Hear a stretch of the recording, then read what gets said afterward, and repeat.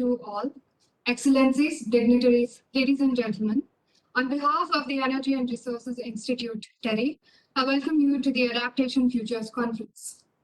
Adaptation Futures is the flagship event of the World Adaptation Science Programme, and this is the 6th edition of the Adaptation Futures Conference. And this one is the first one to be held in Asia. This conference is being co-hosted by TERI and the World Adaptation Science Programme. This conference is being hosted under the broad rubric of accelerating adaptation action and knowledge to support action. It provides an ideal opportunity to generate a significant dialogue around actionable solutions and move the international cooperation further to realizing the goals of the Paris Agreement.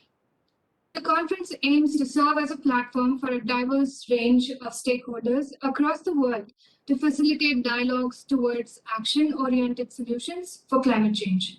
Over the next 4 days, we will witness discussions around the 6 themes of the conference: governance of adaptation, limits to adaptation, fairness and equity in adaptation, knowledge for actions, nature-based solutions, and financing adaptation. Ladies and gentlemen, it is my great honor and privilege to introduce to you the distinguished speakers for this inaugural session. Honorable Minister Shri Ashwini Kumar Chaubey, Minister of State, Ministry of Environment, Forest and Climate Change, Government of India. Professor Anand Patwardhan, Chair of the Science Committee for the Adaptation Futures Conference. His Excellency Ugo Astuto, Ambassador to the EU to India and Bhutan. Mr. Ovais Sarmad, Deputy Executive Secretary, UNFCCC. Dr Yannick Glemarec, Executive Director, Green Climate Fund. Dr. Gerhard Adrian, President, World Meteorological Organization. Dr. Patrick Verkooijen, CEO of the Global Center on Adaptation. Dr. Maarten Kappelle, Head, Thematic Scientific Assessments and Head Secretariat, World Adaptation Science Programme, United Nations Programme, Environment Programme. Dr. G.R. Chintala, Chairman, NABARD. Dr. Vibha Dhawan, Director General TERI, and Ms. Suruchi Badwal, Director and Senior Fellow, Earth Sciences and Climate Change Division, TERI. With this, may I now invite Dr. Vibha Dhawan, Director General TERI, to kindly deliver the welcome address. Thank you so much. And it's such a privilege. Excellencies, dignitaries, ladies and gentlemen, dear friends. Shri Ashwini Kumar Chaubey, Honorable Minister of State, Minister of Environment and Climate Change. His Excellency Ugo Astuto, Ambassador of the EU to India and Bhutan. Mr. Ovais Sarmad, Deputy Executive Secretary, UNFCCC. Dr. Maarten Kappelle, Head, World Adaptation Science Programme, UN Environment Programme, Science Division. Dr. Gerhard Adrian, President of the World Meteorological Organization. Dr. Yannick Glemarec, Executive Director, Green Climate Fund. Dr. Chintala, NABARD Chairman. Professor Anand Patwardhan, Chair, Science Committee, Adaptation Futures 2020, and representatives of the ECR.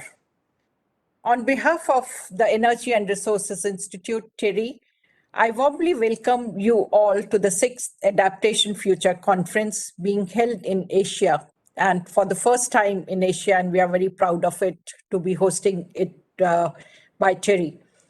We are really honored to co-host the Adaptation Futures 2020 along with the World Adaptation Science Programme.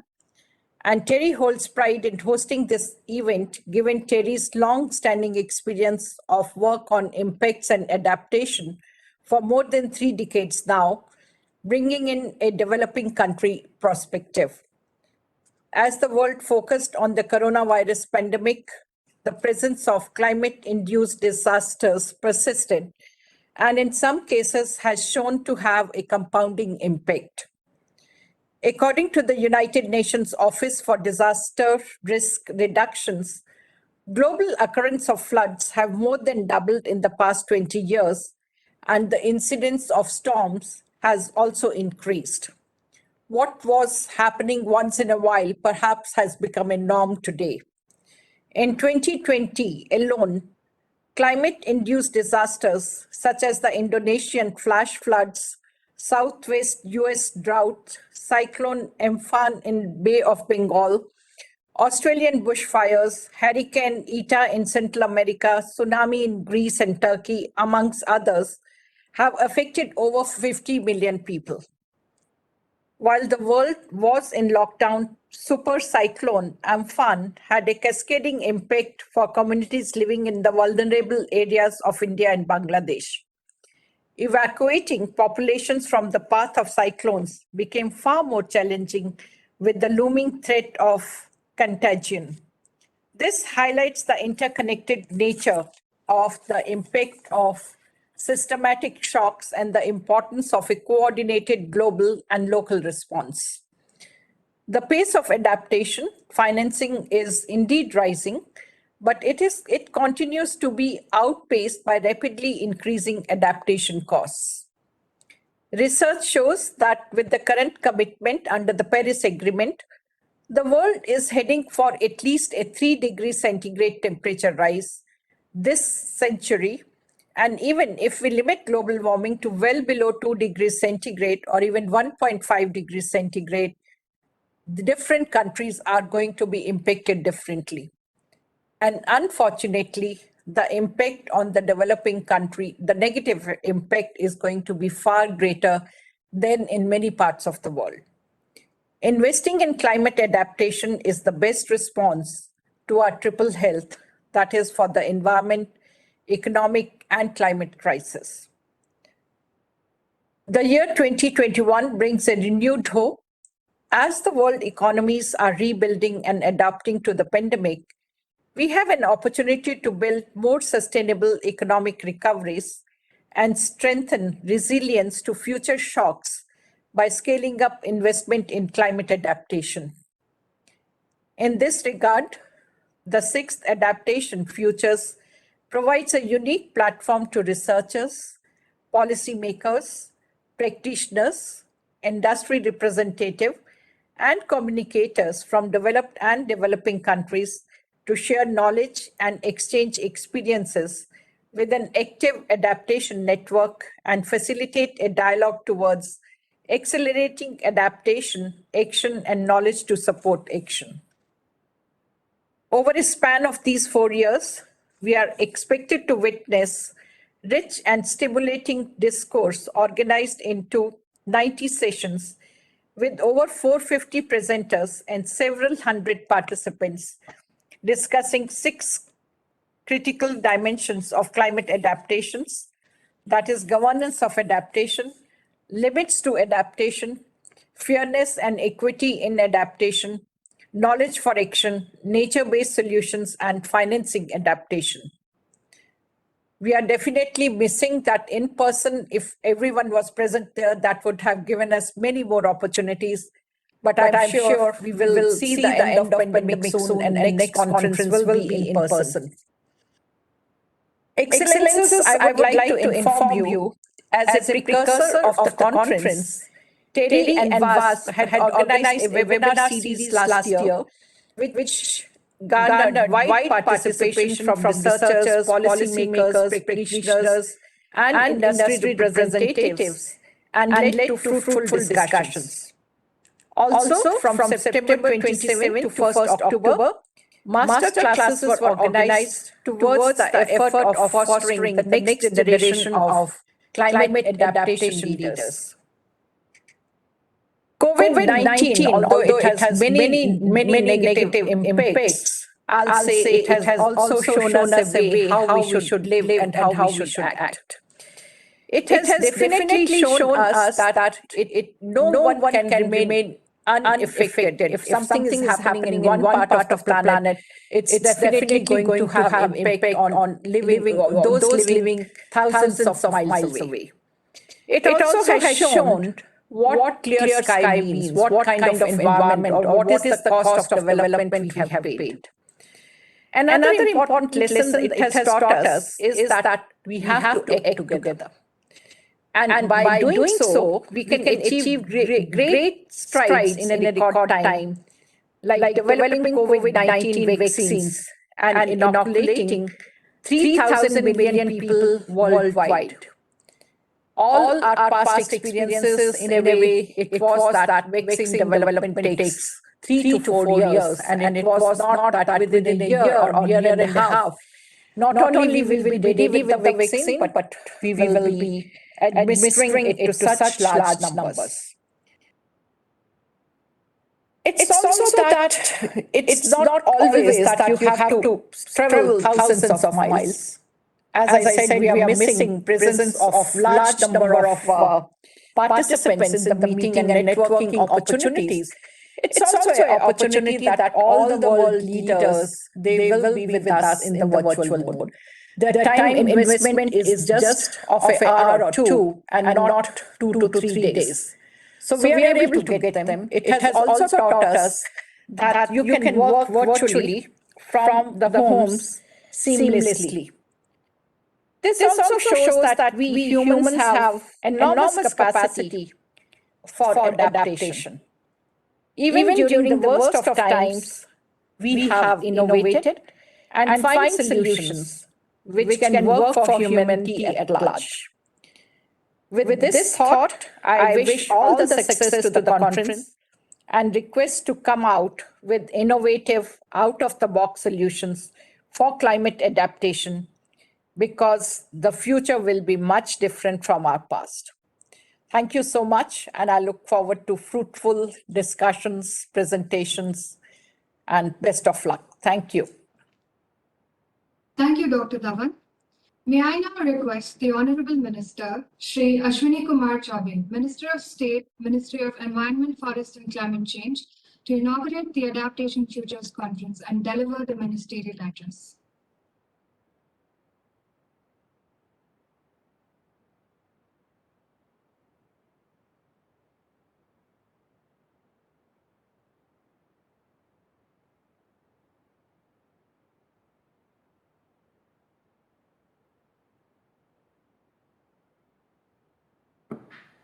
देखो मुझे ही बोलने कहा ना।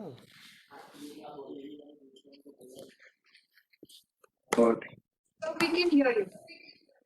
आवाज पहुंच रही है? आवाज जा रही है? Yes, sir. बहुत बहुत धन्यवाद। आप सबको नमस्कार।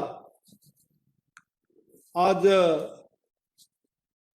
बहुत ही प्रसन्नता की बात है कि हम यहाँ पर जो एनर्जी एंड रिसोर्सेस इंस्टीट्यूट टेरी के द्वारा आयोजित इस एडेप्टेशन फ्यूचर्स 20 के कॉन्फ्रेंस में 6th कॉन्फ्रेंस अंतर्राष्ट्रीय सम्मेलन में आज आपके सामने उपस्थित होने का मौका मिला है। आपने हमें इस कार्यक्रम में बुलाया, इसके लिए मैं आभार व्यक्त करता हूं। वहाँ ऑनलाइन उपस्थित हमारे हिज एक्सलेंसी उगो अस्तुतो, भारत तथा भूटान में यूरोपियन यूनियन के राजदूत, सुश्री जॉयस मसूया, संयुक्त राष्ट्र के असिस्टेंट सेक्रेटरी, जो जनरल और यूनाइटेड नेशंस के पर्यावरण कार्यक्रम की कार्यकारी निदेशक है, सुश्री जॉयस मसूआ, श्री ओवेस सरमद, उप कार्यकारी सचिव UNFCCC, डॉक्टर यानिक ग्लेमेरेक, कार्यकारी निदेशक ग्रीन क्लाइमेट फंड,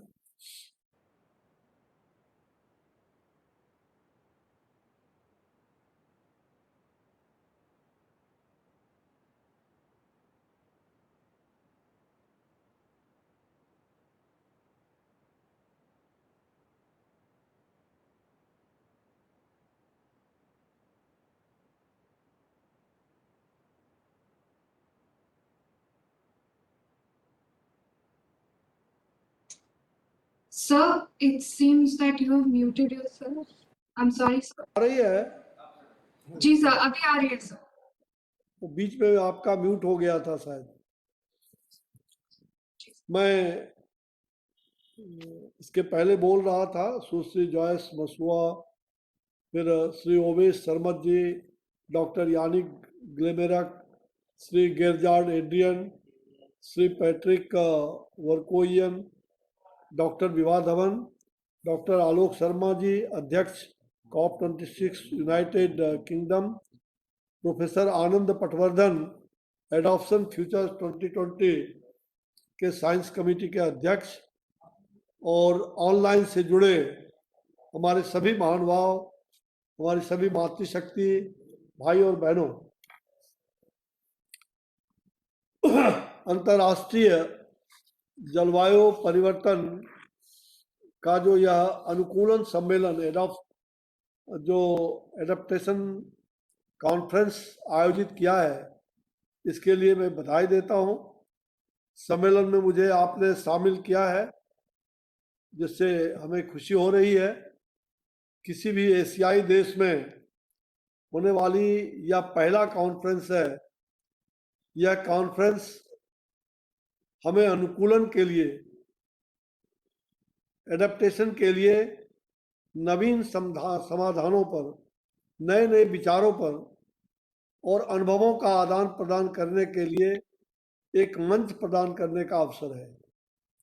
मुझे यह बताया गया है कि सम्मेलन में, इस कॉन्फ्रेंस में विश्व भर के अग्रणी वैज्ञानिक, बहुत प्रतिष्ठित वैज्ञानिक, नीति निर्माता, जो पॉलिसी मेकर्स हैं, और क्षेत्र के अग्रणी व्यवसायीगण इससे जुड़े हुए हैं।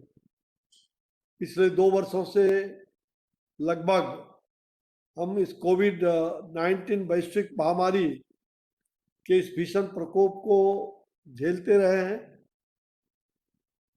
जिससे पूरी दुनिया प्रभावित रही है। इस महामारी ने जलवायु परिवर्तन के विरुद्ध संघर्ष करने में हमें एक महत्वपूर्ण अवसर प्रदान किया है।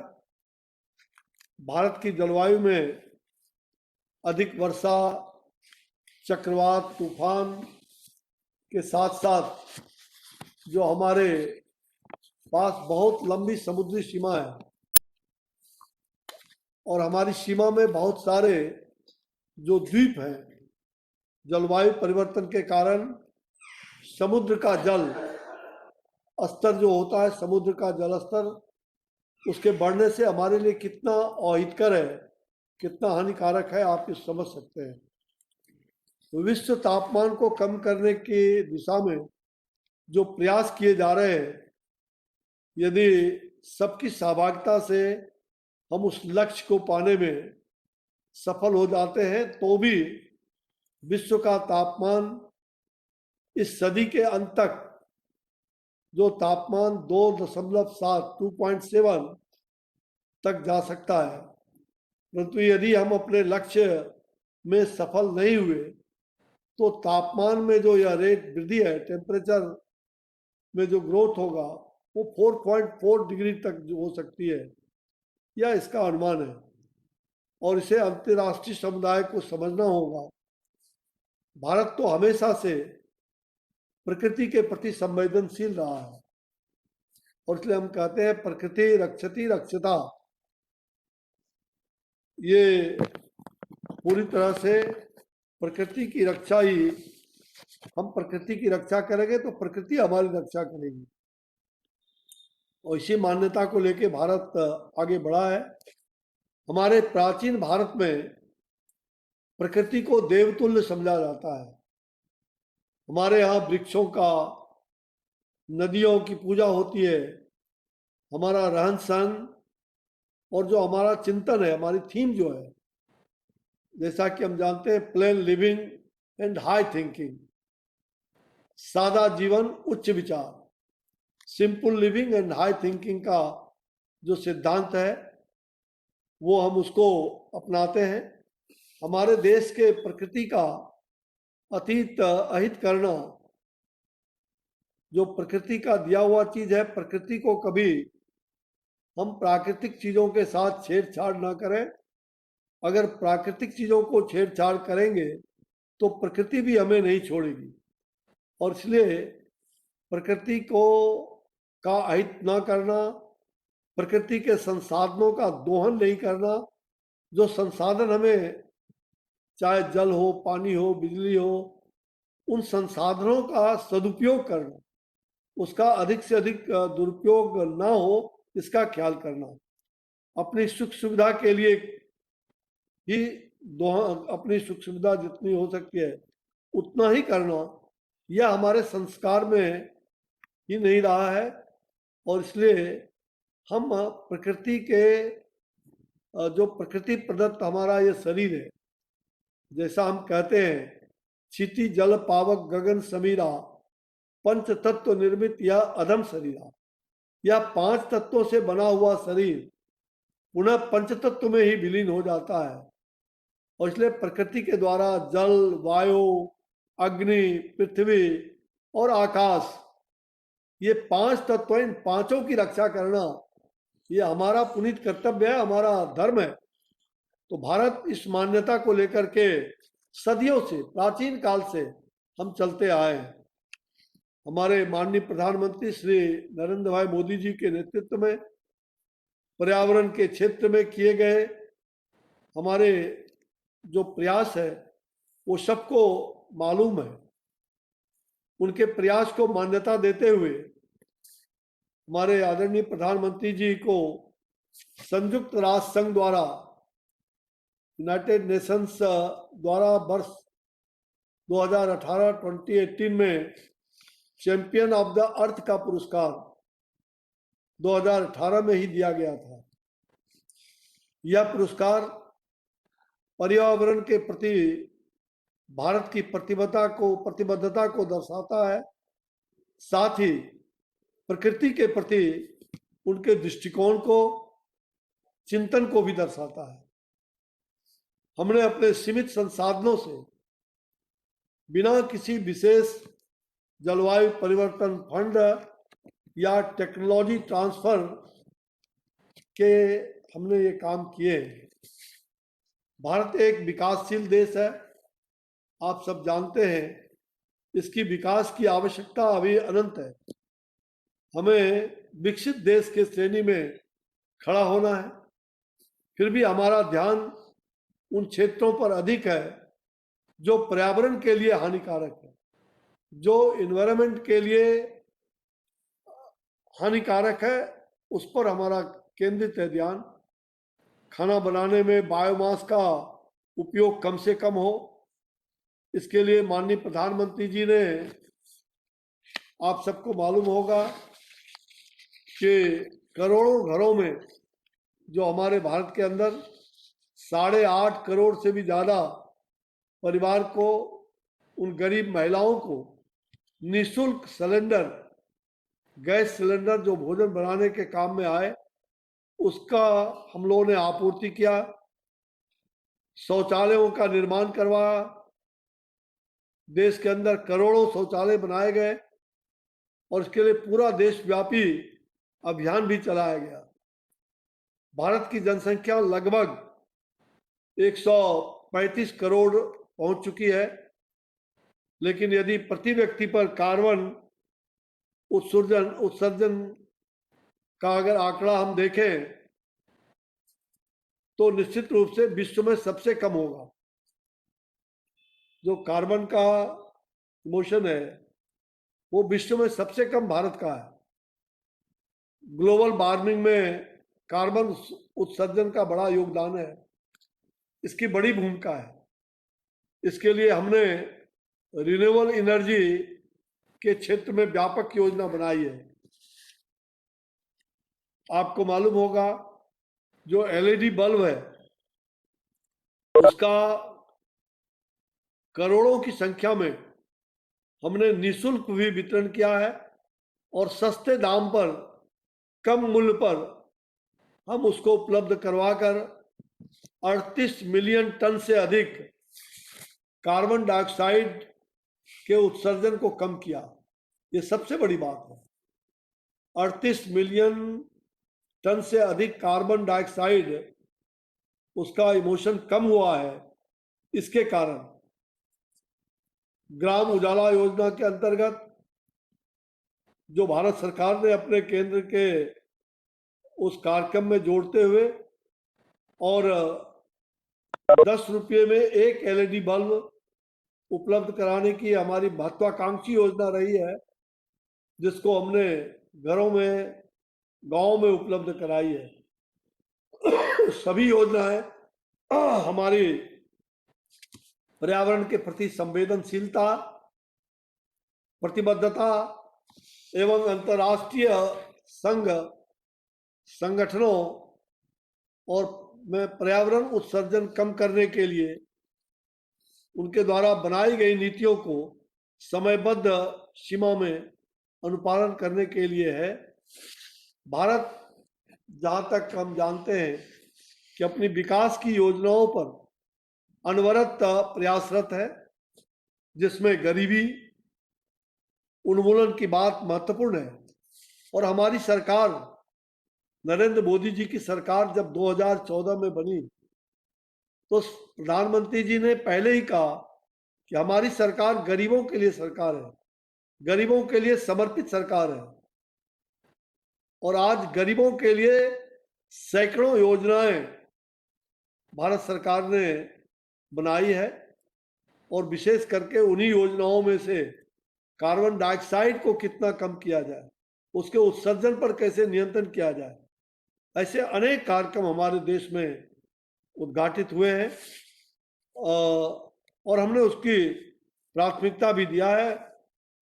खास करके नागरिकों की जो मूलभूत सुविधाएं हैं उसको उपलब्ध कराना, विशेष करके जल, पानी और स्वच्छता की सुविधा हर नागरिक को कैसे उपलब्ध हो, वह हमारी प्राथमिकता है।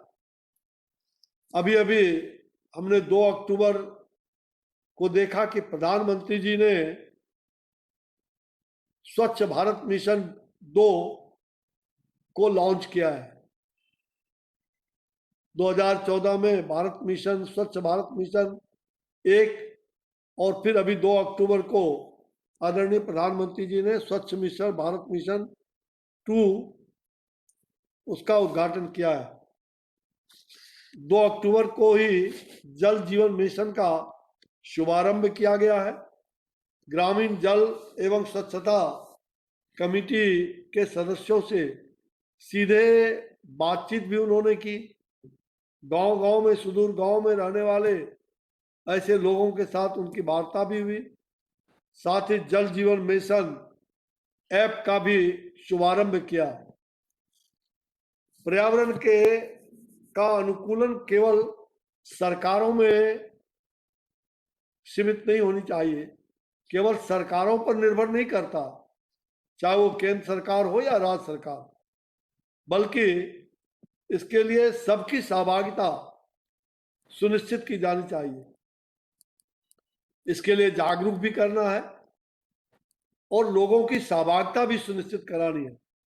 People's awareness and people's participation, लोक जागरण, लोक सहभागिता, बिना पीपुल्स पार्टिसिपेशन का, लोक सहभागिता का हमारा उद्देश्य पूरा नहीं हो सकता।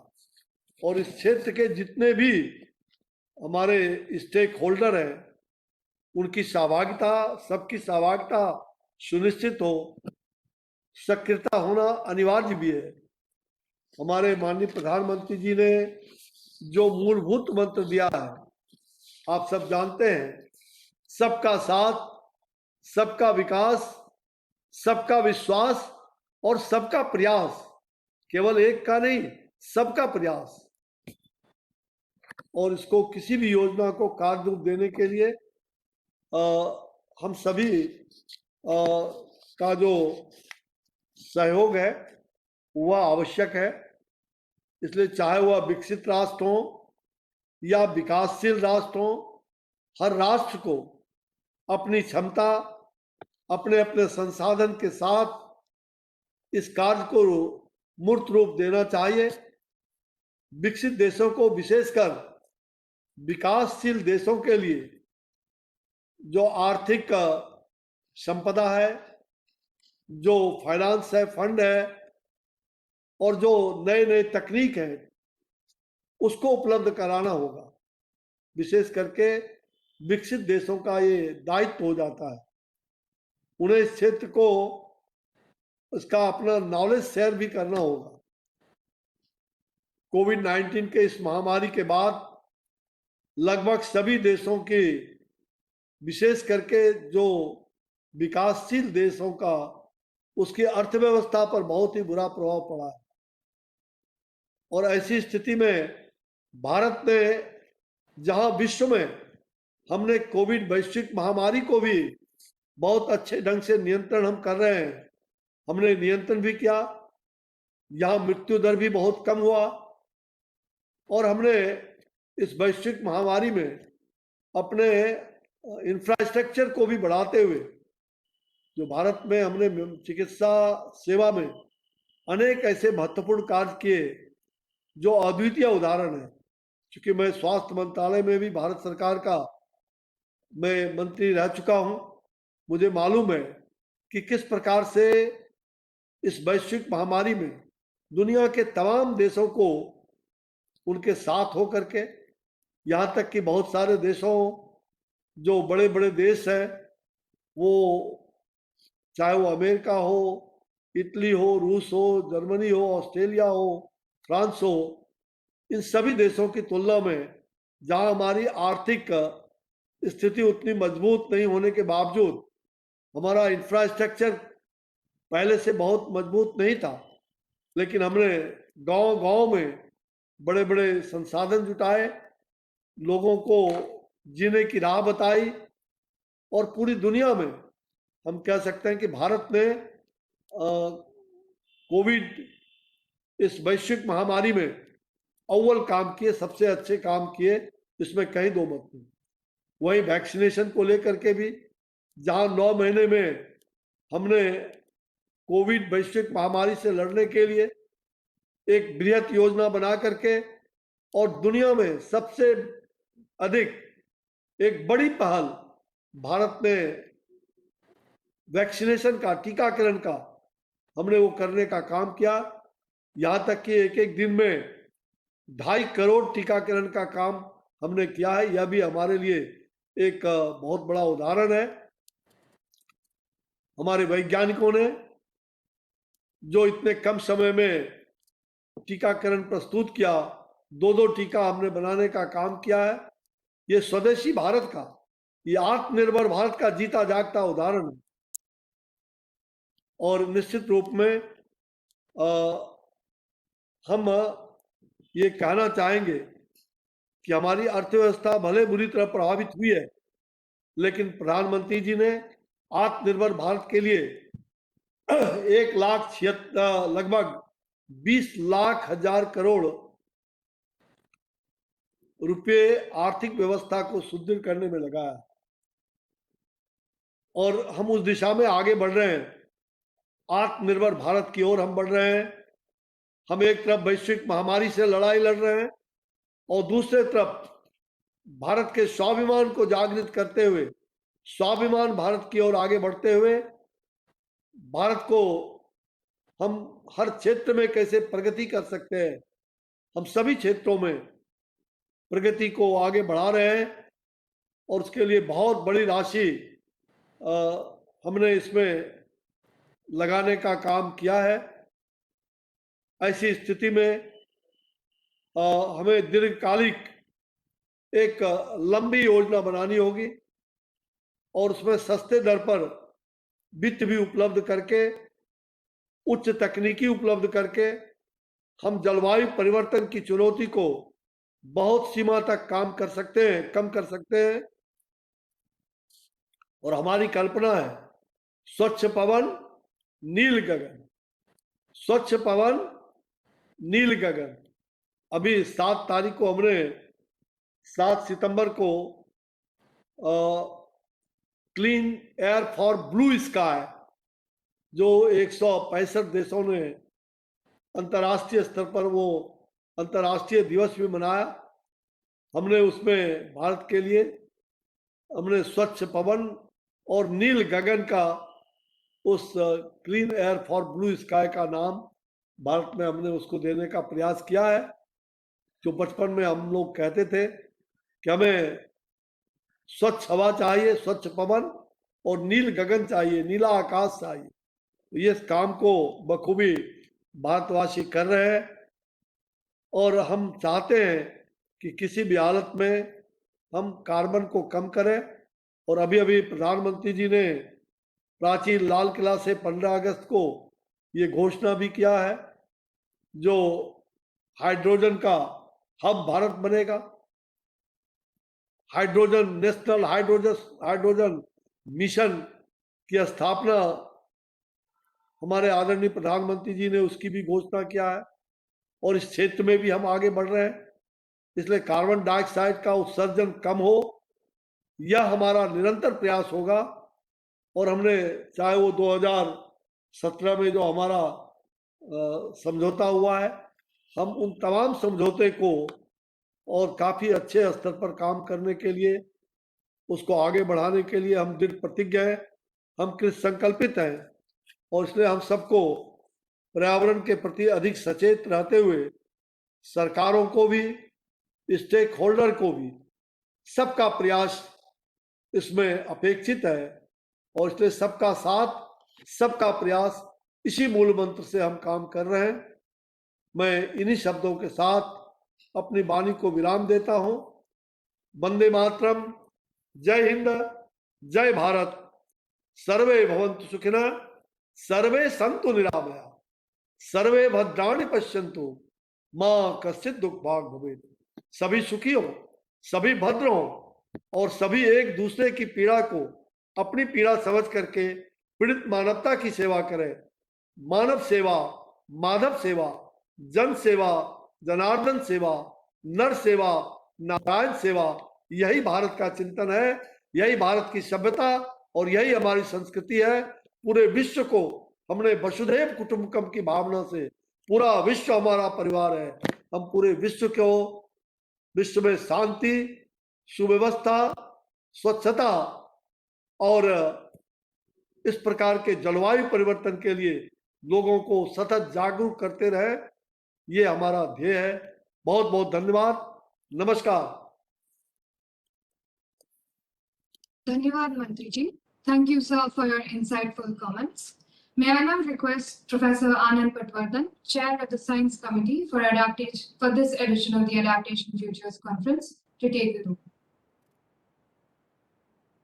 Thank you very much, Mekhala. Excellencies, distinguished panelists, Honorable Minister of State for Environment, Forest and Climate Change, Ashwini Kumar Chaubeji, Ugo Astuto, Ambassador of the EU to India and Bhutan, Yannick Glemarec, Executive Director of the Green Climate Fund, Gerhard Adrian, President of the World Meteorological Organization, Mr. Ovais Sarmad, Deputy Executive Secretary, UNFCCC Secretariat, Patrick Verkooijen, CEO of the Global Center on Adaptation, Dr G.R. Chintala, Chairman of NABARD, Dr. Vibha Dhawan, and my young colleague, Kashmina Ivo, and all participants and colleagues.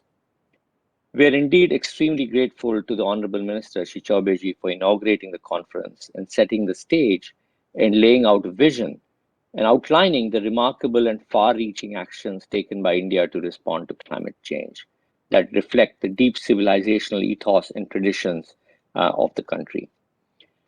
On behalf of the World Adaptation Science Programme, which is the co-host of the conference, and the Conference Science Committee, which I chair, it is indeed my privilege to be able to welcome you all to this inaugural session of the conference and to the 6th edition of Adaptation Futures.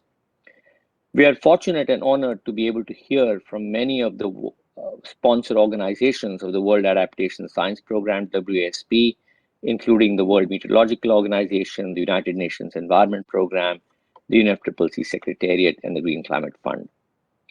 I would like to start by acknowledging the tremendous effort put in by the Adaptation Futures team at the Energy and Resources Institute for making this happen.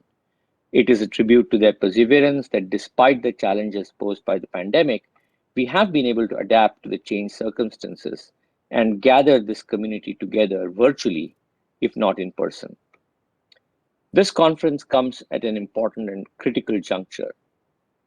The COVID-19 pandemic, the reason we are meeting today virtually and not in person last April in Delhi, has revealed starkly and often tragically the underlying systemic and structural factors that put society at risk, not only to emergent pathogens, but also to climate hazards and shocks. But in that cloud, there is a silver lining. Much of what we have done and what we need to do to deal with the pandemic will also help adapt to climate shocks and will also help us in building a more resilient and prosperous future. The interventions and the investments we make in strengthening public health systems, in strengthening our science and technology capabilities, and in having decision making that is more effective will also be critical in building resilience to climate change. Because even as we grapple with the devastating pandemic, the world faces a climate challenge that requires immediate action. With global greenhouse gas emissions rapidly increasing, our fast-warming world is already experiencing major disruptions from more intense droughts, fires, heat waves, floods, cyclones, and other extreme events. Advances in climate science are now allowing us to attribute with increasing confidence the rising intensity of observed extreme climate events to human influences, whether these are hurricanes or heat waves. Over the past 3 years, climate-related disasters have cost the world $650 billion, more than a quarter of the global GDP for those years. Estimates for future damages soar into the trillions. And in the past few months, in many parts of the world, the reality of climate change is striking close to home, making it clear that this is an issue for the here and now and not just a problem for the future. This is the message that has also come out clearly and starkly from the IPCC Working Group 1's report from last month. For India and many, perhaps most developing countries, climate policy is really about adaptation policy. The challenge of building resilience, reducing vulnerability, and improving adaptive capacity, outcomes that are captured in the global goal on adaptation, which is a key element of the Paris Agreement. 2 years ago, the report of the Global Commission on Adaptation, with which I had the privilege of being involved, called for 3 revolutions in understanding, planning, and finance. But the first revolution was a revolution in understanding, right understanding. This revolution in understanding was about better understanding of the problems and the risks of climate change, making those risks visible. But equally, it was about the solution space, ways of managing that risk. And this revolution, we believe, requires a transformative change in the landscape of research to action to make the science, practice, and policy communities equal partners in developing and implementing solutions for adaptation and resilience. Indeed, in the case of adaptation, many solutions will often come from those on the front lines of change, those in the local communities dealing with climate hazards on a daily basis. And it is they who need to work with the science communities to make sure that solutions get developed, and put into practice. I'm hoping that this conference will serve as one of the key vehicles for this revolution, given its theme of knowledge to action and the 6 themes that underlie the agenda for the conference. And that, to my mind, underscores the importance of this event. It represents the adaptation community in its broadest sense. It draws from science to policy to practice. It is a flagship activity of the World Adaptation Science Programme, which has been created by many of the organizations from whose leaders and representatives we will hear at this inaugural session. The WMO, the UNEP, the Green Climate Fund, the UNFCCC Secretariat, and the EU. We are honored by their presence. We are also honored by the presence of key stakeholders, organizations like the Global Center on Adaptation and NABARD, that have driven the adaptation agenda at global and national levels, and young researchers who not only represent the future of adaptation science, but also the hopes and aspirations of the youth who will be living in a future world that is hopefully well adapted and climate resilient. Over the next 3 days, you will hear a rich content through parallel sessions, plenary sessions on climate justice, on adaptation finance, on a special session of the youth, who are indeed the key stakeholders in this process, and also from the Adaptation Research Alliance, which is a new initiative trying to reshape the research and action landscape. I hope that these parallel sessions and plenary sessions will lead us towards an outcome document from the conference that at the end, we hope will feed into the deliberations at COP26. I said earlier that this conference comes at an important and critical juncture. We are all looking forward in a few weeks to the start of COP26 in Glasgow, which for many of us our hope is, will become an adaptation corp, will reinforce the centrality of adaptation and resilience in the global agenda, that unless we build and work urgently to build adaptation resilience, we will be at risk from climate change. But first, let me move with these initial thoughts. I would like to now turn to our session and really hear from our inaugural speakers and the organizations they lead that are creating and shaping this global adaptation agenda. And we would like to hear from them without further ado. To lead us off, I would like to request a video message from Mr. Yannick Glemarec. Yannick is the Executive Director of the Green Climate Fund, and he was appointed by the GCF board at its meeting in April 2019. Dr. Glemarec has 3 decades of international experience in climate change, development, and finance. He served as UN Assistant Secretary General and Deputy Executive Director for Policy and Programs in UN Women from 2015 to 2018, overseeing services provided by close to 2,000 UN Women staff in over 80 countries worldwide. Before joining UN Women, he was Executive Coordinator of the UN Multi-Partner Trust Fund Office in New York. He was responsible for many of the activities related to the design and administration of UN trust funds, supporting humanitarian, post-conflict development and climate action in over 100 countries. May I request the team to kindly play the message from Dr. Glemarec. Excellencies and distinguished guests, the importance of accelerating adaptation action and closing the adaptation funding gap has never been clearer, with increasing numbers of extreme weather events such as wildfires, hurricanes, prolonged droughts, and other climate disasters. The World Meteorological Organization reported last August that destructive weather driven by climate change has increased 5-fold over the past 50 years, killing more than 2 million people and costing 3.64 trillion in total losses. While the renewables revolution is attracting considerable investment, adaptation funding is still far too low. Although climate adaptation finance flows have increased by 35% in recent years, the private sector is currently providing only about 1.6% of adaptation finance. As the world's largest climate fund, the Green Climate Fund is committed to allocating half of our resources for developing countries to support people in adapting to climate effects. And close to 70% of our adaptation funding goes to the least developed countries, small island developing states, and African states, those who are most in need. But we must also foster a paradigm shift to finance adaptation at scales. To do this, GCF targets 4 key drivers of change to accelerate adaptation, innovation, and investment. First, we support transformational planning and programming. For example, GCF is helping countries to prepare national adaptation plans that provide a long-term, country-driven approach to adapting to climate change.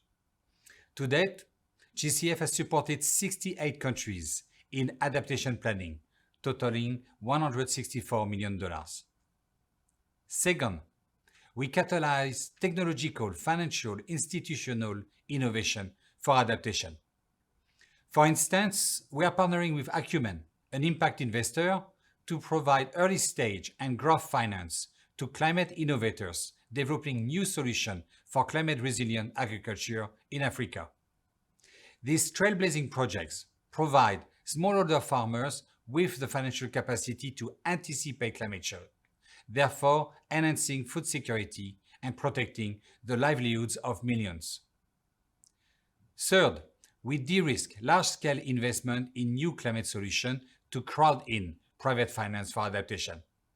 For example, we have invested $150 million in equity to create the $600 million private equity subnational climate fund with Pegasus Capital Advisor. The fund will establish a commercial track record for innovative climate solutions at the critical subnational level. We are also developing coalitions with national, regional, and multilateral development banks, UN agencies, and civil society organizations, as well as other environmental funds, to mobilize finance at scale for ecosystem-wide approaches. These include 2 new programs to be considered by our board for funding next week. The Amazon Bioeconomy Fund, which will generate private sector investment across 6 countries to help preserve the world's largest rainforest. And the Desert to Power project, the renewable energy component of a broader Great Green Wall initiative to foster a bioeconomy in the Sahel region. And fourth and finally, we are helping national financial institutions and firms access domestic and international markets to finance the widespread adoption of commercially proven climate solutions. For example, we support the government of Jamaica in the development of Caribbean green bonds listing to finance new climate solutions. As we approach COP26, we must balance our financial commitments to reduce emissions with long-term investment to bolster adaptation. I look forward to working with you in addressing this critical need. Thank you very much. Very much appreciate those remarks and that message from Dr. Glemarec. I think he has pointed out some really critical challenges, but also opportunities, especially in terms of leveraging private finance, which is going to be critical, but also I think the need to accelerate and scale the mobilization of resources towards adaptation. And I really hope that this year we'll see progress in terms of recognizing the deep interconnections between adaptation and development, and attempts to try and make that flow of resources and delivery of resources to actions on the ground happen more efficiently and smoothly. Obviously, a key player in that role and a key moment in that process is the COP26 coming up. And we are very fortunate to be joined in person by Mr. Ovais Sarmad, who is the Deputy Executive Secretary of the UN Framework Convention on Climate Change Secretariat. Mr. Sarmad joined the Secretariat in September of 2017 and supports the Executive Secretary in managing this Secretariat and staff and advising on a range of issues related to strategic operations planning and development of the organization. Previously, he has served as Chief of Staff to the Director General at the International Organization for Migration in Geneva, and he has worked in several management and policy capacities in IOM over a long period of time. Prior to the IOM, he's worked in the private and public sectors in London, where he was a chartered management accountant and chartered global management accountant. Really happy to be joined by Mr. Sarmad. Over to you. Thank you very much, Dr. Anand and Honorable Minister. It was a great pleasure to listen to you. Namaste, sir. And to distinguished delegates, excellencies, ladies and gentlemen, colleagues and friends, it's a great pleasure. Thank you very much for this opportunity, especially to the Energy and Resources Institute and the World Adaptation Science Programme. This comes at a very opportune moment as we go into COP just less than a month.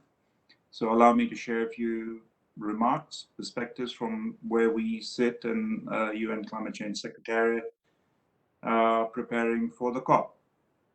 I first of all acknowledge that this is the first Adaptation Futures Conference to be held in India or Asia, a continent that has repeatedly been exposed to impacts of climate change. Climate change is not, as was said already, some distant threat. It is impacting vulnerable people throughout the world right now as we speak.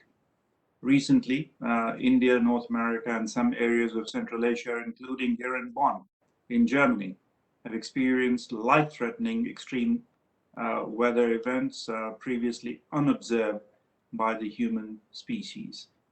This conference is an opportunity for articulating a vision that is aligned with the Paris Agreement, including its global goal on adaptation. As was said already, there is a huge expectation at the COP that this COP could actually become a COP focusing on adaptation. Obviously, there are many other areas that need attention, but adaptation is really proving to be a central issue that needs to be addressed, and there is talk about a global adaptation goal that has been put forward. So we very much look forward to the negotiations at the COP in Glasgow.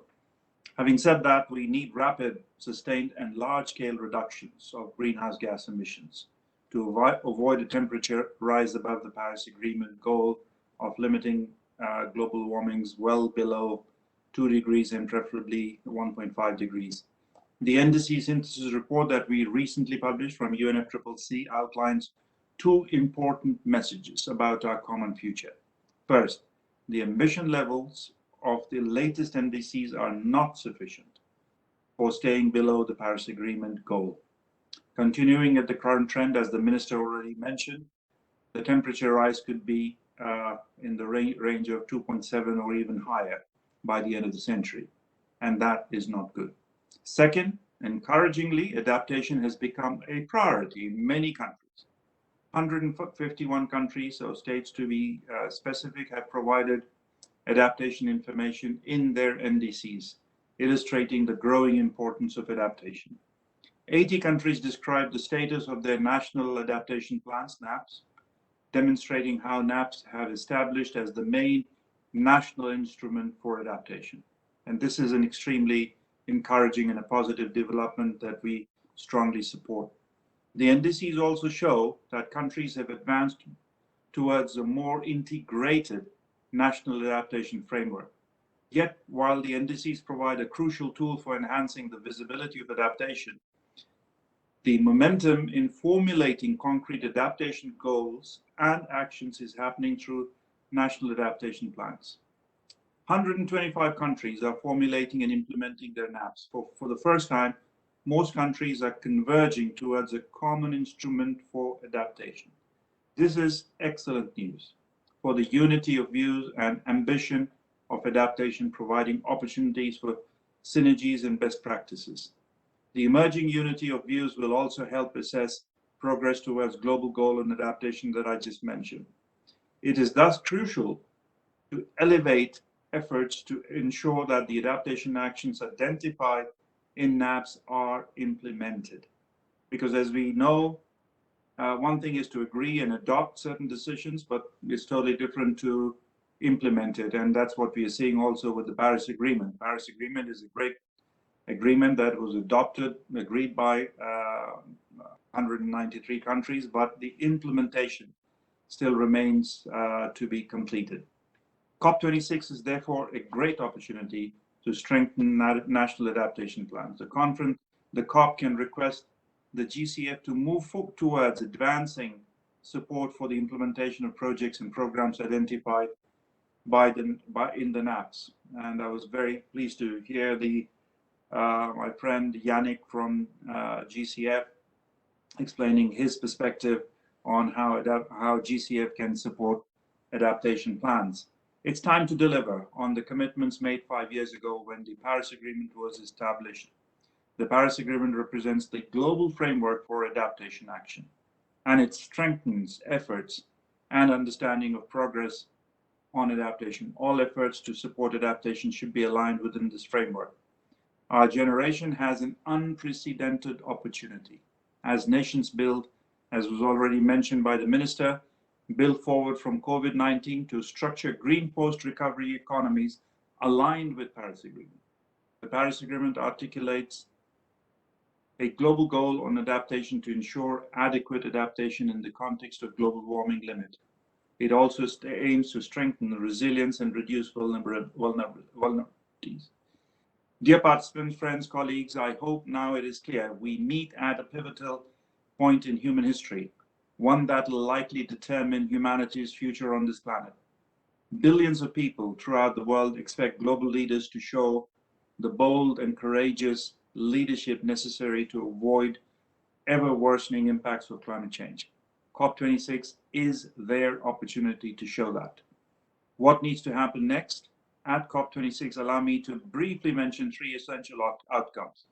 First, countries must limit temperature increases through more ambitious NDCs. Second, adaptation and averting, minimizing and addressing the adverse impacts of climate change require prioritize support at government-wide ministerial, interministerial level. Third, we need to see new financial contributions, essentially to support developing countries adapt to climate change.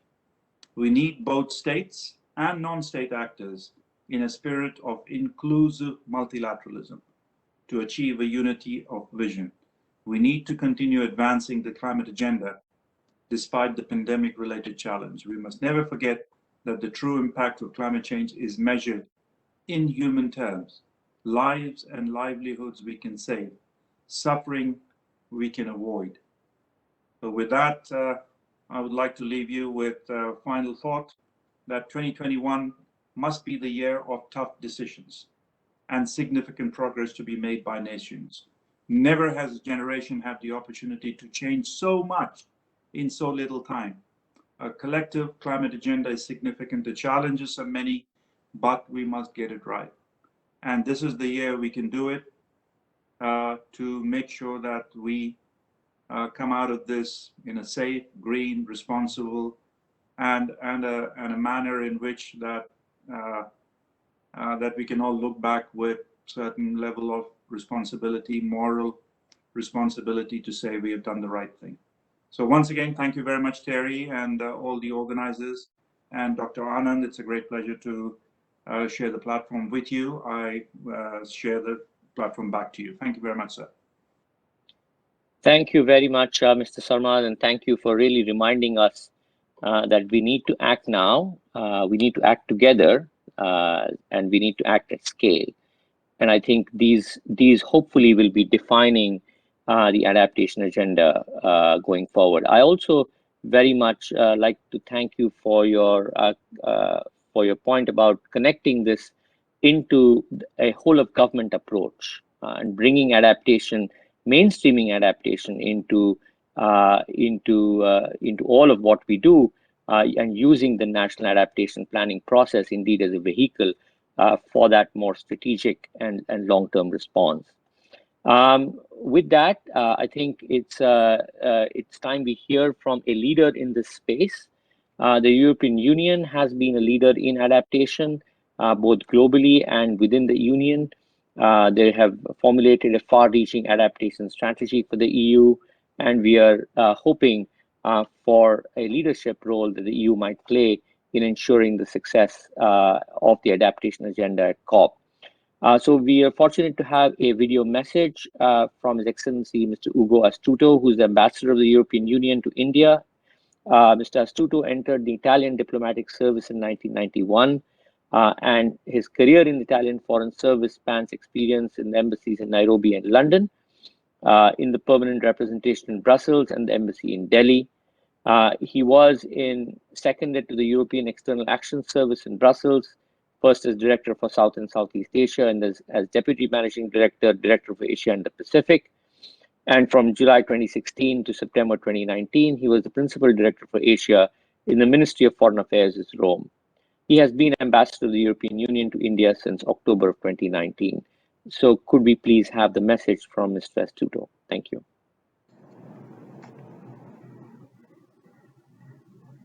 Namaste.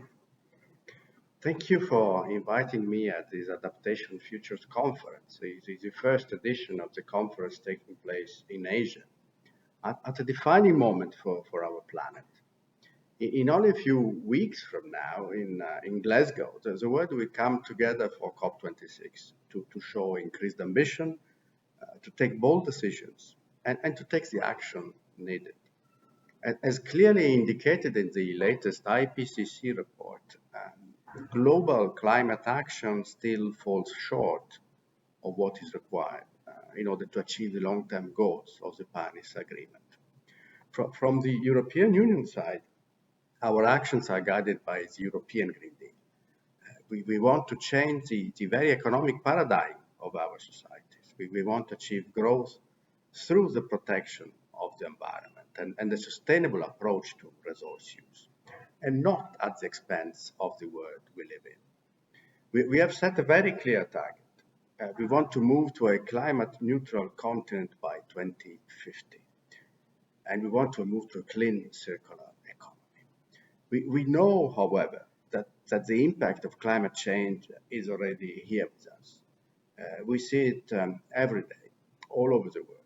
For instance, in the shape of extreme weather events. Mitigation, emissions reductions, and adaptation need to go hand in hand as two equally important building blocks of the Paris Agreement. The European Union is the world's largest source of global finance for climate change adaptation. We have good experience, we have solutions and tools to share on how best to strengthen climate adaptation, disaster risk management, and resilience. Together, we have to make resilience smarter, swifter, and more systematic, and to step up international action on adaptation to climate change. But we need a global effort.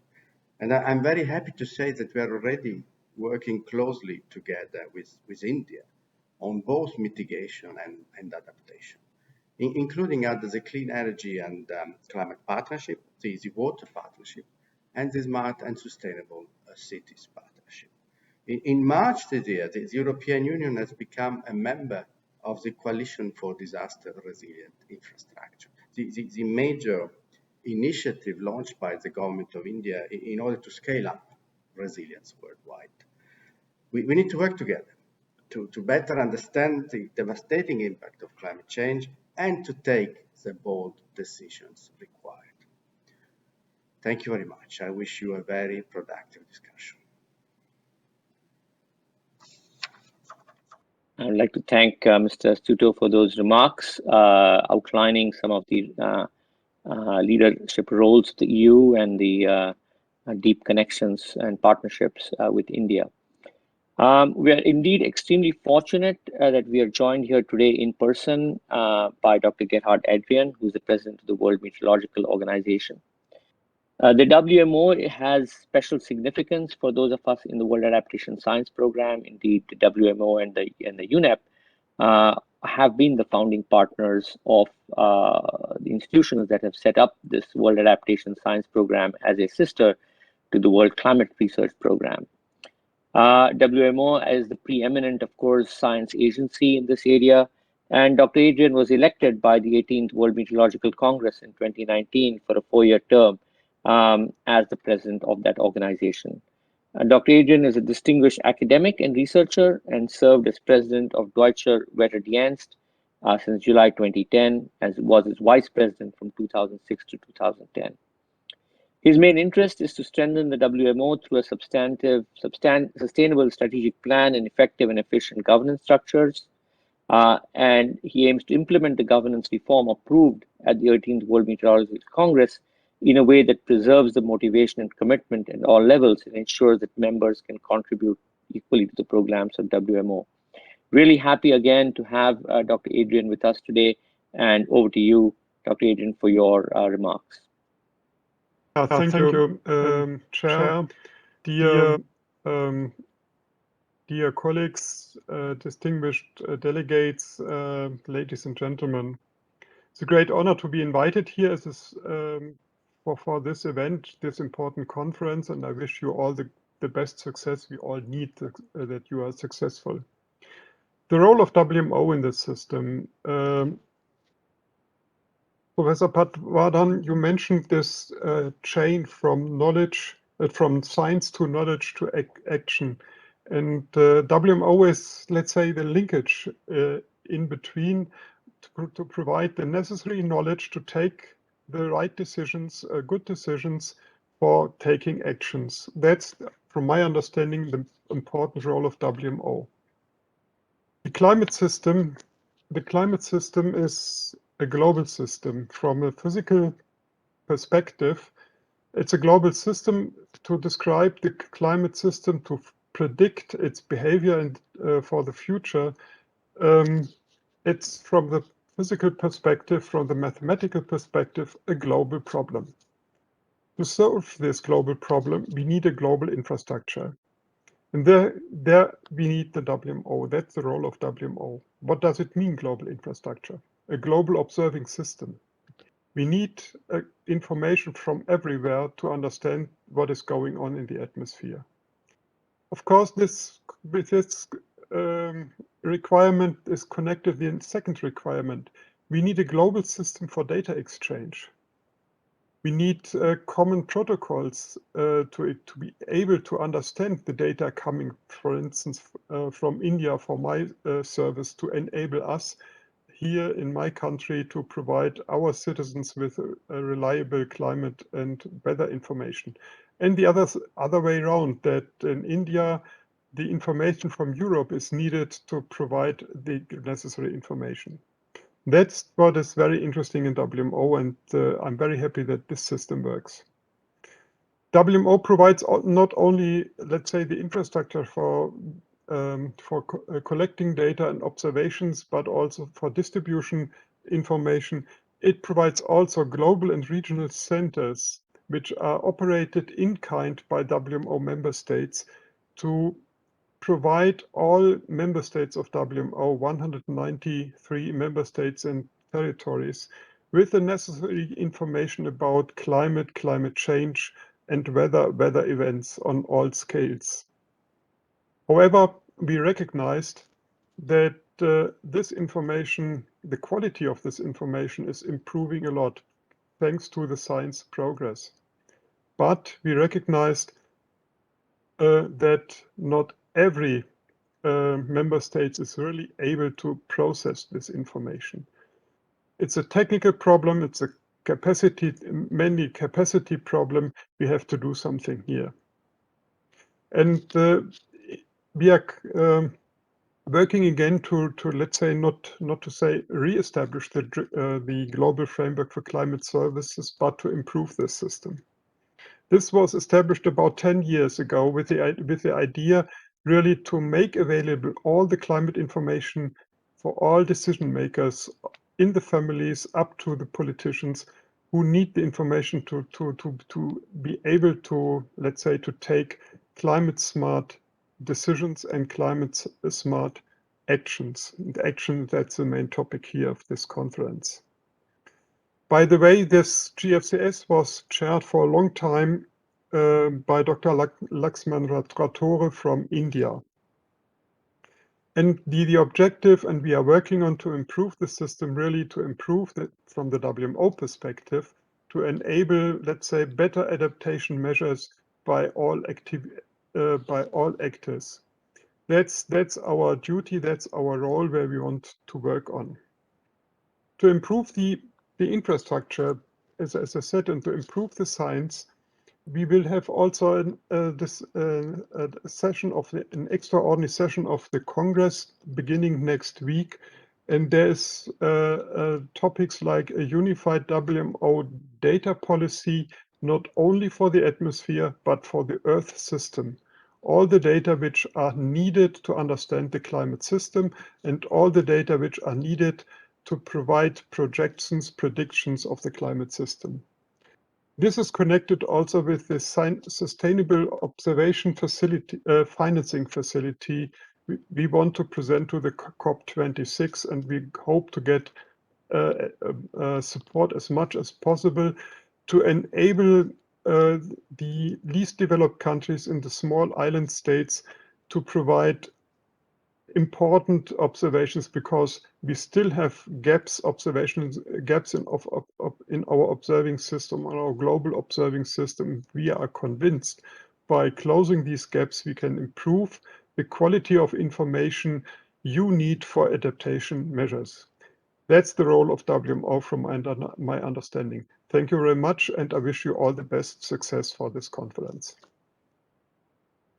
Thank you very much, Dr. Adrian, and I think it's really heartening to hear of some of the initiatives that WMO is pursuing to ensure that we have a robust and effective infrastructure that underpins decision making. And I think, as you said, in the case of adaptation, there is a whole range of decision makers and decision contexts, all the way from communities and households to city governments, to national planners, and indeed the multilateral process. So I think really, in that sense, creating that infrastructure that supports decision making at all these different scales and levels is indeed a necessary prerequisite for undertaking adaptation actions.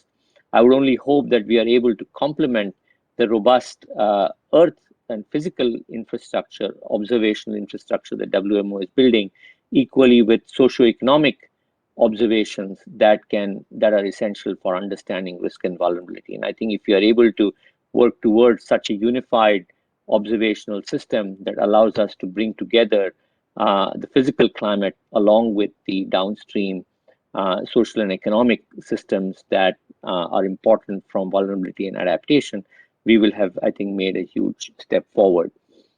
In that respect, I think new international organizations like the Global Center for Adaptation can play a key role. And we are very happy to have a short message from Dr. Patrick Verkooijen, who is the CEO of the Global Center on Adaptation, which was an international organization launched with a mandate to accelerate adaptation by elevating its political visibility and indeed supporting some of these knowledge to action linkages. Prior to his appointment as Special Representative for Climate Change, Dr. Verkooijen was Head of Agriculture and Climate Change at the World Bank. And prior to that, he worked as the Senior Partnership Specialist at the World Bank. Within the Sustainable Development Network at the World Bank, he focused his activities on the development of the international architecture on forest finance, most notably the development of the Forest Investment Program, which was entrusted with approximately $600 million in donor commitments. Can we please have the message from Dr. Verkooijen? Excellencies, colleagues, friends, we're all now living inside the eye of the storm. And we at the Global Center on Adaptation, we're convinced that adaptation is the defining feature of our human society. Our challenge today is that we must greatly accelerate adaptation, given the climate is now in an acute state of emergency. The GCA's job is to drive this acceleration globally at scale.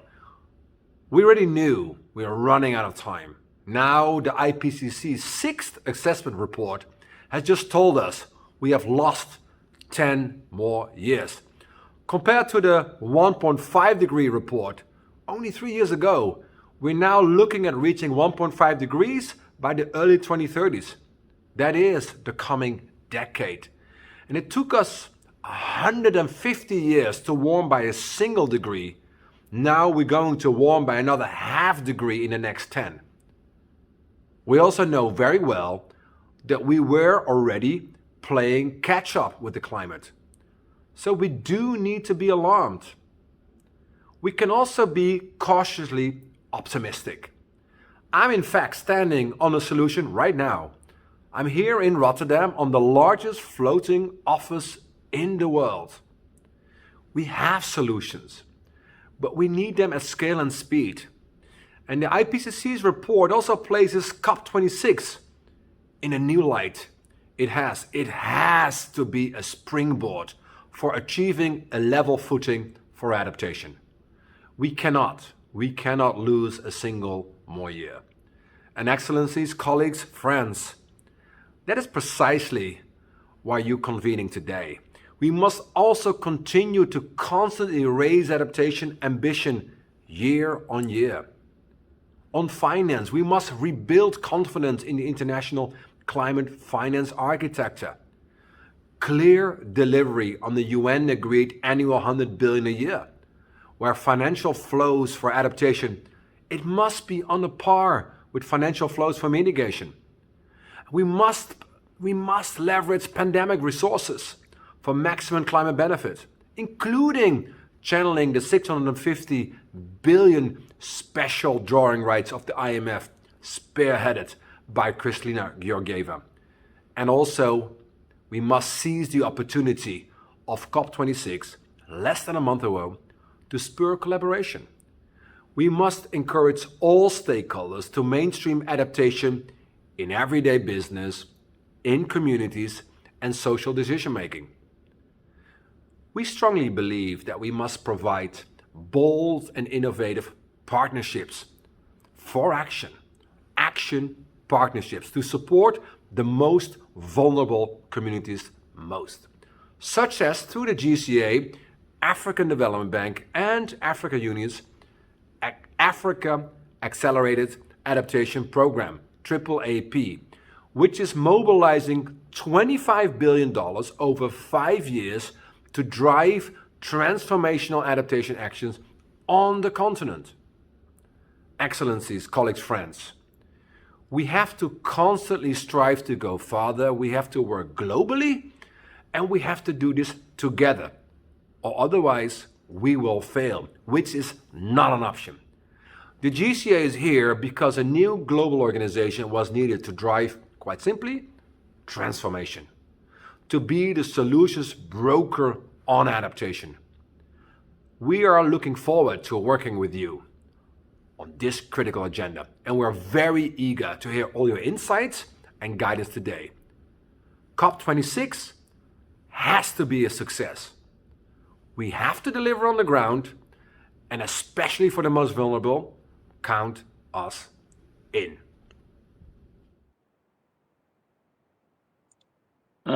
Thank you, Dr. Verkooijen. That was indeed a rousing message and a call to action, and really remarkable to hear of all the things that the Global Center on Adaptation is doing at the global scale.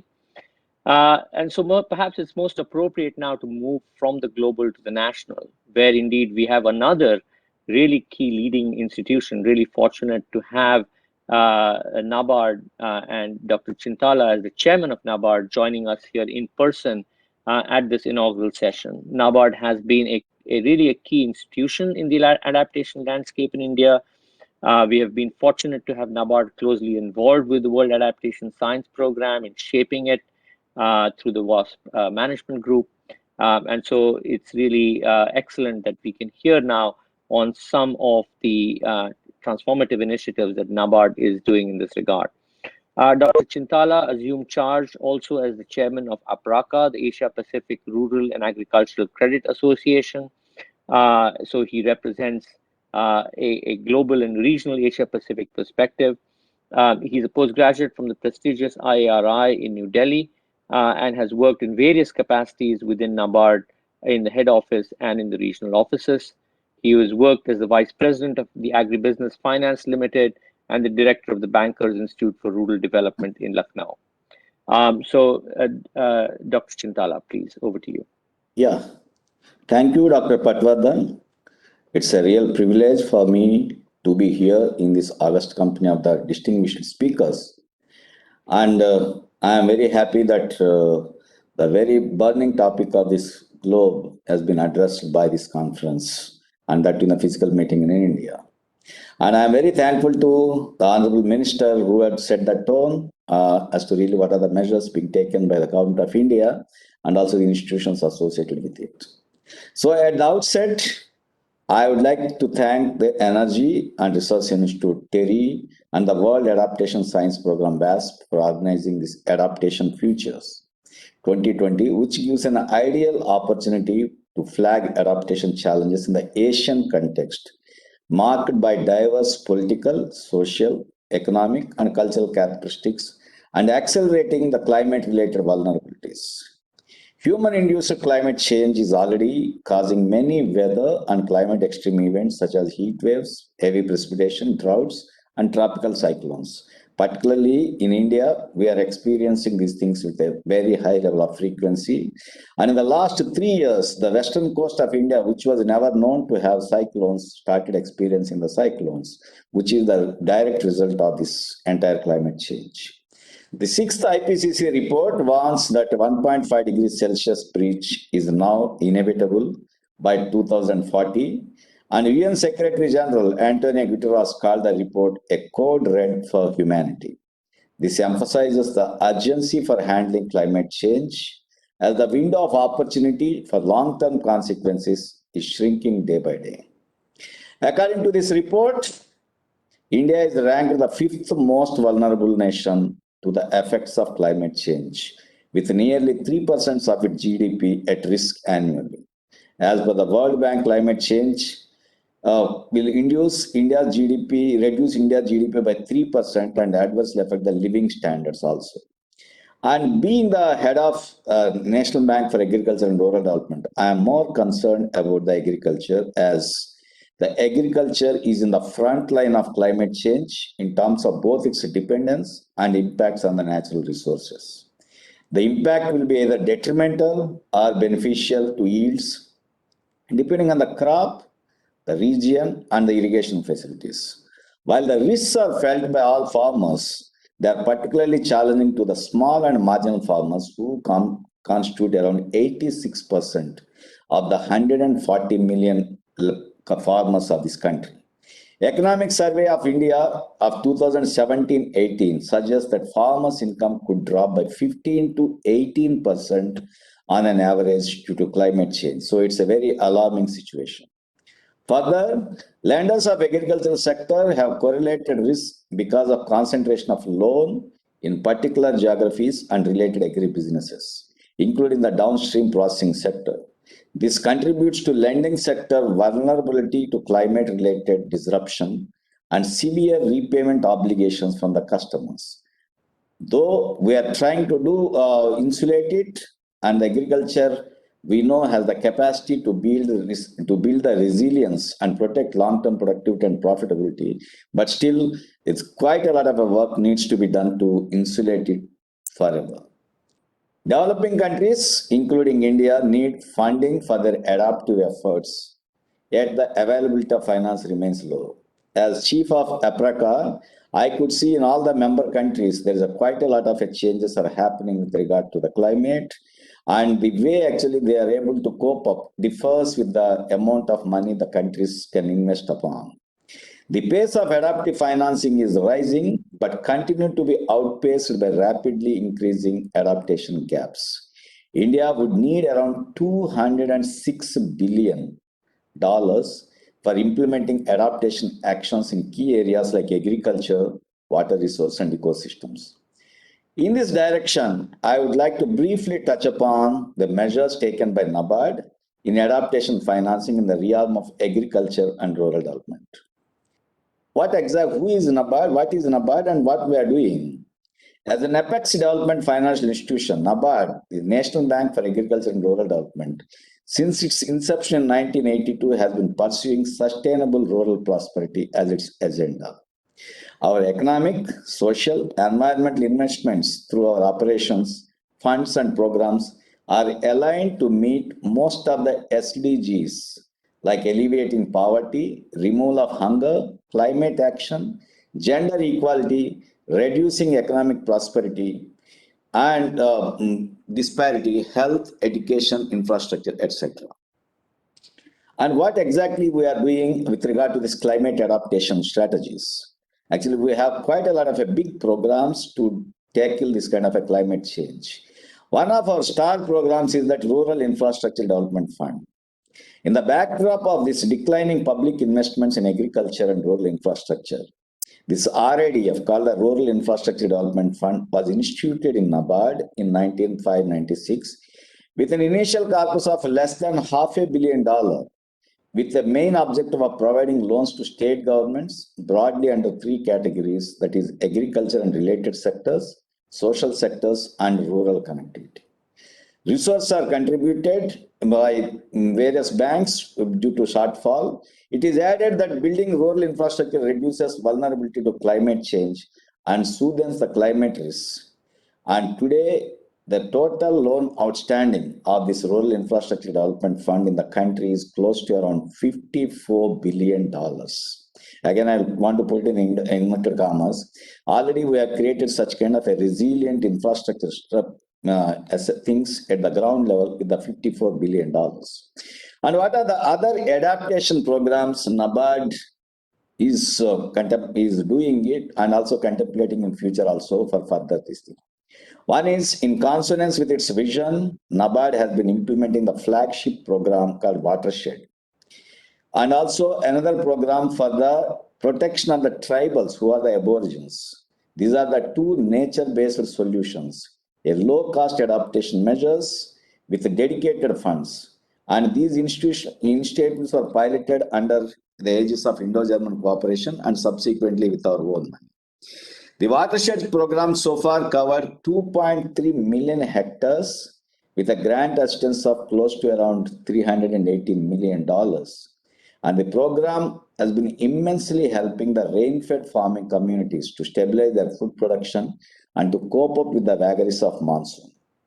While the Tribal Development Program is a family-based and biodiversity-enhancing approach, encompasses elements like planting of more than 2 perennial food crops, forestry plantation on the field borders, water resource management, community health, and women development through the self-help groups. So far, 5.6 lakh tribal families stretched across 5.33 lakh acres of land, with a cumulative assistance of $317 million has been done. Approximately 27 million trees have been planted, which has potential to sequester carbon to the tune of approximately around 500,000 tons of carbon dioxide equivalent. NABARD also piloted climate resilient practices like systemic rice improvement, organic agriculture, value chain development of smallholders produce, automatic weather stations as part of promoting climate resilient agriculture. I would like to dwell upon the accreditations this organization is having. Owing to the decade-long persistent efforts of NABARD in the natural resource management sphere, NABARD has achieved a unique distinction of getting accredited as a national implementing entity, NIE, of Adaptation Fund of UNFCCC, and also the Green Climatic Fund and the National Adaptation Fund for Climate Change, all three actually instituted by Government of India, UN, and others. And NABARD as NIE or DAE supported the states in identification of project ideas, concepts, project formulation, appraisal of projects, disbursements of funds, monitoring and evaluation, besides the capacity building of the stakeholders. NABARD had facilitated sanctioning $274 million US under this adaptation fund with all the three funds together. The major sectors covered under this fund so far include water sector, resources management, forests and ecosystem, coastal management, agriculture, livestock management, food security, forestry, etc.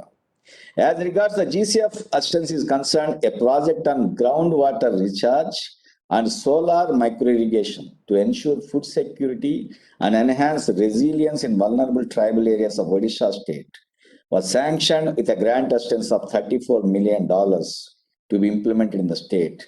This project envisages to augment groundwater resources through 10,000 tanks and help in climate resilient crop planning in 2.5 lakh hectares, addressing food security needs of 5.2 million vulnerable persons. In the realm of mitigation, GCF has sanctioned a line of credit for solar rooftop segment for commercial, industrial, and residential housing sectors to Tata Clean Capital with a loan support of $100 million. So what is the climate change fund of NABARD? Actually, we have our own climate change fund. Climate change fund of NABARD was created to support awareness building on climate change issues among various stakeholders and to promote and demonstrate innovative climate change adaptation or mitigation interventions, climate resilient livelihoods, etc. NABARD has also established a Center for Climate Change at Bankers Institute of Rural Development, Lucknow. The center is engaged in knowledge sharing, training, and capacity building of stakeholders. So finally, what we are intended to do, we intend to do the layering of agroecological approaches with tailor-made location-specific designs in the existing watershed and tribal development projects of NABARD to enhance the resilience of farmers to cope up with their climate change. Prioritizing our investments and devising adaptation strategies in the most vulnerable and the other places in India, leveraging funding support and various donor funds. Assessing the climate risk at the lending institution level through external support, capacity building of our client institutions, designing the new lending products, as some speaker was talking about the lending products. I said that now it is the time to create new lending products which are green and which will help this kind of a climate change aspects. Then the designing the climate impact testing tools for its validity at the farmer producers organization level. Then roping in the private sector in a big way for channelizing funds for mitigation and adaptation measures, leveraging existing supports under this GCF, etc. So once again, I thank TERI and WASP and wish that this meet build on the momentum and adaptation generated by the Global Commission on Adaptation launch in October 18. Thanking you all and wish all the success for COP26. Thank you very much, Dr. Chintala. Really very inspiring and really remarkable to hear about the achievements and initiatives of NABARD in this space. I think one of the things that strikes me is there's such a rich base of experience that NABARD has developed over the years that it's almost a treasure trove for the research community to try and draw the lessons from this experience and share it with the broader community. And I think I can see many opportunities for very fruitful engagement of the research community into the implementation process as you have outlined. So again, thank you very much for that. I'd like to now turn to Dr. Maarten Kappelle, who represents UNEP. As you might all know, the United Nations Environment Programme serves as the host, the Secretariat for the World Adaptation Science Programme, and indeed has been the key founding institution for WASP and for the series of Adaptation Futures Conference. This UNEP obviously plays a key role in the space. They produce products such as the Adaptation Gap Report, and then, of course, along with WMO, led to the founding of the IPCC itself. So we have a short video message from Dr. Kappelle, who is the head of the Thematic Scientific Assessments and also head of the WASP Secretariat at UNEP Science Division. He focuses on science for policy and actions tackling climate change, dust storms, ocean health, land management, and Arctic issues. And until 2017, he held the position of UNEP Climate Chemicals and Waste Program Coordinator. Dr. Kappelle has 3 decades of experience in the environmental sector at various organizations around the globe. So can we please have the message from Dr. Kappelle? Excellency Ashwini Kumar Chubai, dear Viva Dhawan, distinguished delegates and experts, I'm honored to join you today at the inaugural session of the 6th Adaptation Futures Conference on behalf of the UN Environment Programme UNEP based in Nairobi. Good morning, good afternoon, good evening, participants of the 6th Adaptation Futures Conference all around the world. As you know, the United Nations Environment Programme is hosting the World Adaptation Science Programme, the WASP. Together, the Energy and Resources Institute in India and the WASP form the organizing entities of the biennial Adaptation Futures Conference. This is one of the most well-recognized international conference gatherings that bring together policymakers, researchers, and practitioners working on climate adaptation. Together, they bring to the table the best available science, the best policies, best practices, and lessons for the future. Key elements that will inform the resumed climate negotiations at COP26 in Glasgow next month. As we at UNEP and the world knows, over more than 30 years, science has been warning us of the critical need to prioritize climate action and protect people, planet, and prosperity. According to the IPCC 6th Assessment Report, which was just launched, the global surface temperature is already 1.1 degrees higher than at pre-industrial levels. Climate change is already affecting every region on Earth in multiple ways. And some changes perhaps are reversible, but others can be slowed down and even stopped by limiting global warming. We must act now. To illustrate, since late 2020, the world has been watching climate-induced catastrophic events, from wildfires in Australia and the US, continuous droughts in Madagascar, and heavy precipitation in Belgium, Germany, Indonesia, and China, and you name it, causing loss of life along their paths. The UNEP published annual Adaptation Gap Report indicated in January 2020 that continued high levels of global emissions imply implementation of adaptation at current rates may not keep pace with increasing levels of climate risk. We must step our game and become more bold and ambitious. The global situation has been worsened by the COVID pandemic. And as I speak, we need to pay more attention to and invest more resources in climate change adaptation, especially in adaptation planning, implementation, and finance. In addition, more and faster implementation, as well as science-based decisions and communications are critical to manage climate risk, especially in developing countries. Now, going forward, decisions on adaptation should be both useful and usable, now in the short run and the long term. interdisciplinary and intersectoral collaboration, as well as intensive engagement between developers and end users at all stages should be combined with long-term monitoring and evaluation of effectiveness. They are all key for continuous learning and improvement to retain policy and practice relevance, as we know. Another important point I wish to make on behalf of UNEP is that there is growing recognition that the global crisis of climate change and biodiversity loss are strongly interlinked. Climate change represents a major driver of biodiversity loss, while nature has a fundamental role to play in both mitigating climate change and enabling us to adapt to it. Nature-based solutions with the potential to make a big contribution to climate change adaptation requires more tangible plans, solid implementation, and sufficient financing. As we look forward towards discussions during this Adaptation Futures Conference, I would like to point out that 2021 is a pivotal year for climate action and solidarity. It is the year of gradual recovery from COVID-19 interruptions. It is the year of the resumed climate COP negotiations in Glasgow. And it is the year to agree on a global post-2020 biodiversity framework. It's also the year to start the action decade to achieve the Sustainable Development Goals by 2030 adopted by member states of the United Nations.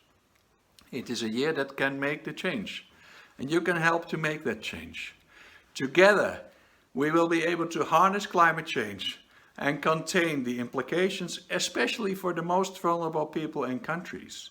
Last but not least, I would like to express my gratitude to all the panelists and conference participants for their leadership, for stepping up, for hard work and achievement to move forward the global and local adaptation agendas. I wish you all the best in your deliberations at this conference, and I look forward to the conference outcome statement afterwards. Also, a big thank you to the other hosts of this organization and this conference, the Energy and Resources Institute, TERI of India, and of course, the Indian government as the host of this conference for their excellent collaboration in arranging it. I wish this conference a huge success. Thank you very much and have a great day. Goodbye. It was great to hear from Dr. Kappelle on behalf of the United Nations Environment Programme. And to close out our inaugural session panel, really happy to have Kashimana Ivo, who is a PhD student at the University of Hamburg in Germany. Traditionally, Adaptation Futures has always laid a strong emphasis on early career researchers and young researchers. Not only are they the future of adaptation science, they really are the agents of change that can drive the transition to a more resilient future. And early career researchers have a critical role to play in that community building effort that the Adaptation Future Conference engages in. Kashimana is a doctoral candidate in geoscience, specializing in agricultural and ecological economics at the Center for Earth Systems Science and Research and Sustainability, Universität Hamburg. Research analyzes trade-offs, synergies, and co-benefits derivable from adaptation and mitigation options in agricultural and forestry land use systems in Nigeria. Really happy to hear on behalf of the early career researchers who are participating and engaging in this Adaptation Futures Conference. Over to you. Thank you, Dr. Anand. Hello, everyone. I'm here on behalf of the early career researchers to deliver the statement on accelerating adaptation actions. Accelerating adaptation actions is key issue globally. We, as early career researchers and practitioners, highlight 3 key agenda items. First, we need to understand how global adaptation interventions can support local actions in ways that do not increase local inequalities. Accelerating adaptation thus requires an understanding of the local context of the people who are adapting and whose lives and livelihoods are at risk. Many early career researchers are doing field work in informal settlements and highly vulnerable communities. Much of this research will provide on-ground insights that can inform co-produced adaptation solutions. Second, this work would require finance and support, especially for early career researchers in developing countries. This can be achieved through financing research and also by promoting mentoring spaces between early career researchers and experienced scholars and practitioners.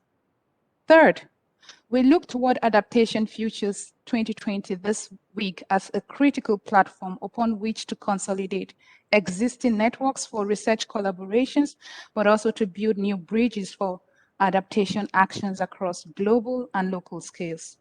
Knowledge sharing and building new communication channels can enhance innovative approaches that can truly accelerate global and local adaptation actions. Thank you all. Thank you very much, Kashimana, and thank you very much for actually coming back to one of the central themes of this conference, which is how do we ensure more effective connection between knowledge and action, and indeed some of the systemic and transformative changes we may need in that research to action landscape to make that happen.